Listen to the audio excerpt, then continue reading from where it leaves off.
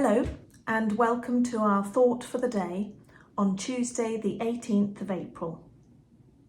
Today I have chosen to read a familiar Easter passage and a favourite of mine.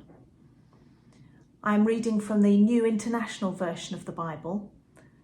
We're in John's Gospel, chapter 20, verses 11 to 18. Jesus appears to Mary Magdalene. Now Mary stood outside the tomb crying.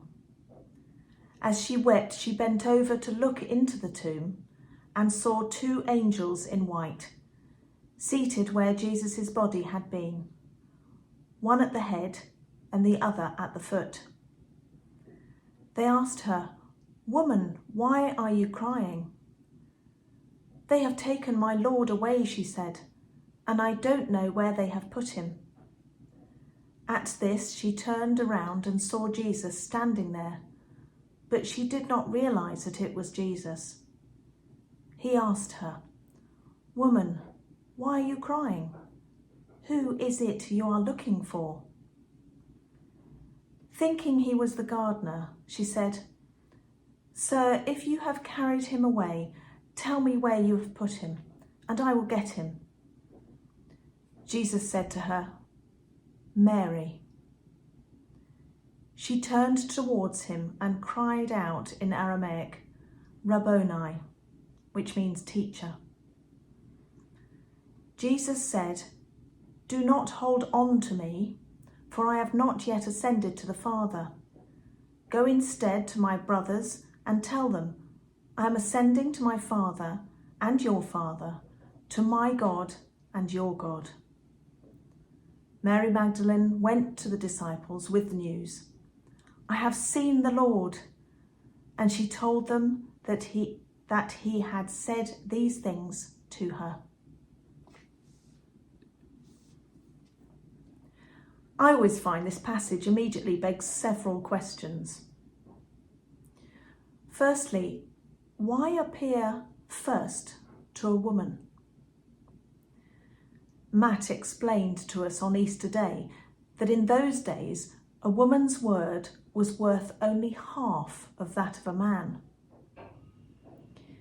Mary was the first person, first apostle, to carry the good news of Christ's resurrection to those who, in turn, carried it to the ends of the earth.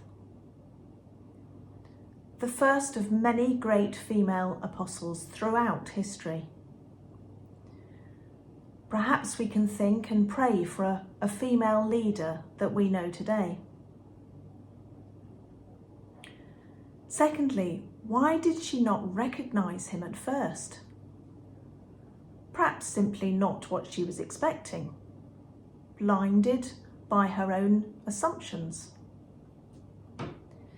Pete Gregg reflected on this passage on Easter Monday in Lectio 365, an app which I highly recommend downloading.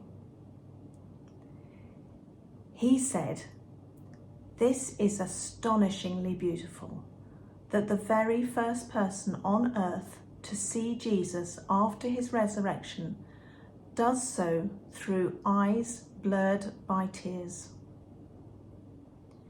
He goes on to consider either the tears or the dawn, twilight, or simply the fact that Mary would have had no psychological framework for finding Jesus alive after watching his brutal crucifixion.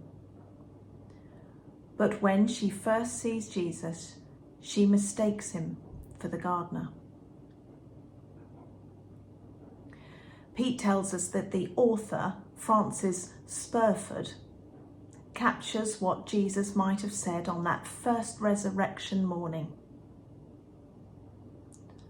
Don't be afraid. Far more can be mended than you know. Reflecting on this initial mistaken identity, Pete also quoted a 3rd century rabbi. "We do not see things as they are. We see things as we are." Perhaps we need to ask Jesus for clarity and new expectancy where pain and grief may have blurred our eyes. And thirdly, how did just one word, her name, reveal all to her? Just imagine that your father or brother or close partner was to say your name to you unexpectedly. You would know immediately, wouldn't you, if you didn't see them? Who had said your name?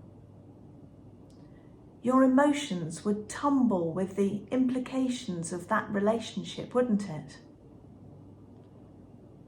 And so it was for Mary, and she cried out, Rabboni.